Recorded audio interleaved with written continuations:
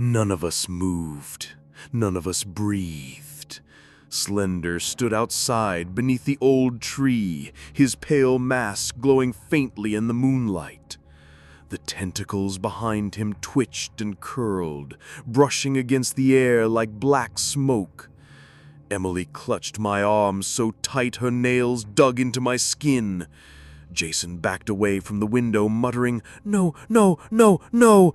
Jake tried to sound brave, but even his voice cracked. Maybe it's a trick of the light. Maybe it's just... Slender tilted his head, slowly, like a predator studying prey. And then he vanished. The yard was empty, just grass and shadow. The four of us stood frozen in silence until Jason's laptop beeped. One of the cameras. I rushed over. The feed from the hallway camera flickered with static. Then, through the distortion, a shape appeared. Tall, thin, impossible. "He's inside!" I whispered. We bolted upstairs, every step pounding like thunder. The air grew heavier with each stride, pressing down on us, choking us. At the top of the stairs, Jake cursed. "The door!" My bedroom door stood wide open. Inside, taped to the wall above my bed, was the 5th page. I pulled it free, hands trembling. A rough drawing of Slender loomed in the center. Around it, scrawled over and over, were the words, "He sees you." The lights flickered. The air turned electric. Jason's laptop let out a shrill scream of static, every camera feed breaking at once. In the flickers between static, I caught flashes, Slender standing in the living room, then the hallway, then directly behind Emily. "Turn it off!" she screamed. Jason slammed the lid shut, his face pale. "We can't. He's everywhere."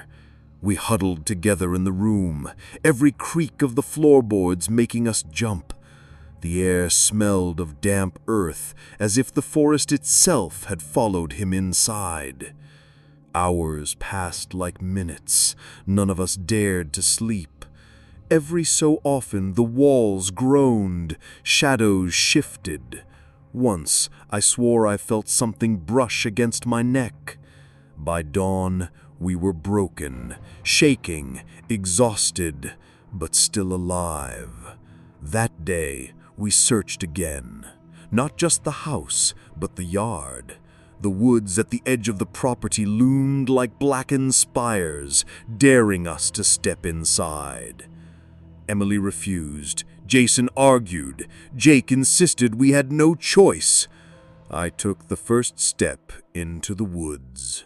The air dropped 10 degrees. The world grew silent. No birds, no insects, nothing. Just crunch of our footsteps on dead leaves. We spread out. The fog thickened around us, muffling sound, blurring distance.